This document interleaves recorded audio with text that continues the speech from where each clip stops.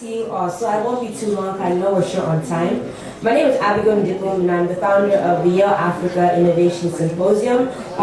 It's a pleasure to really stand before you all today and talk about how the youth in Africa can really shape our progress moving forward. It's a shift away from presentations, but I want to leave you all with some food for thought as you leave this place of great ideas and great people.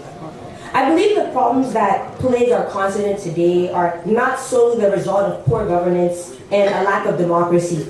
Equally important is the lack of effective citizenship. An effective citizen actively participates in their community and country, staying informed. They uphold the laws. They advocate for their people. They uphold their responsibilities to themselves, their family, and the nation. Effective citizens are necessary in checking and balancing poor governance everywhere across the continent. Today I want to share with you all 3 ways in which you can be a more mindful, a more effective citizen, no matter your locality. 1, I urge you to study the history and trajectory of non-African countries to apply to our own approaches in development. We often highlight how behind Africa is. We don't have any precedent. That's a lie. We have a lot of precedent from non-African countries. I think we should take a look at countries beyond Singapore and Rwanda. We should look at East Timor, look to Cambodia, look to Haiti and Afghanistan. Yes, they're not perfect, but their histories reflect ours to some extent, and we can look at how they face certain issues to inform our own perspectives. The effective citizen uses the wisdom of others' experiences to inform their next steps. 2, we need to contribute to filling in knowledge gaps.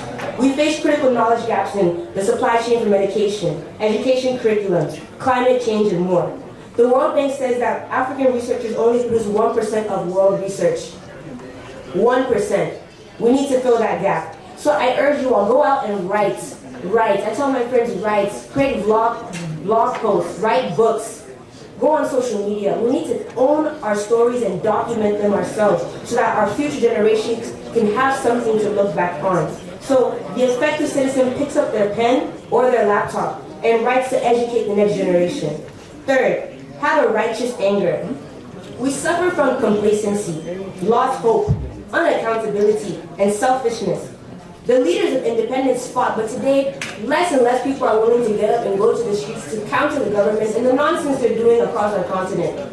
We need to let a righteous anger fuel intentional action that disrupts systems. It's not just about ourselves. We have to stop acting for ourselves and what do we get out of it. Yes, we're here for a business conference, but to some extent we have to look at what is good for Africa moving forward and let a righteous anger fuel those steps. The effective citizen refuses to leave their country and forget their people, but make sure to vocally advocate for them, no matter where they are. I know we're almost at time, so I'll end with this question and a call to action. Dead to December will always be there, whether it's in Accra or in Lagos, it will be there. But what are we doing for the continent the other 11 months out of the year? Let's stand together and serve as active and effective diaspora citizens, because our generation must be the ones to see a prosperous Africa in our lifetime. Thank you and God bless.